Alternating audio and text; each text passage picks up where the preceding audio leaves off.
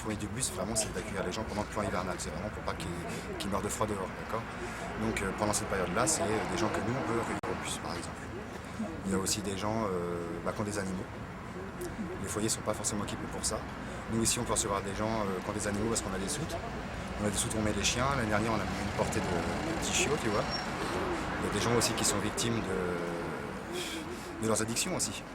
Par exemple, c'est difficile en foyer, c'est quelque chose qui demande une logistique quand même plus lourde que le bus. C'est quelque chose qu'on tient à l'année.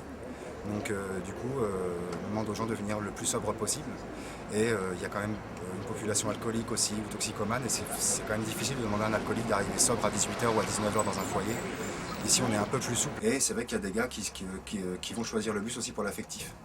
Ils vont trouver l'équipe sympa, ou ils vont trouver leurs potes aussi. Il y a aussi un esprit communautaire quelque part. Ils vont avoir un copain qui va être au bus, mais lui va avoir une place en foyer, mais pas son copain. Donc du coup, il va venir au bus avec son pote. Voilà.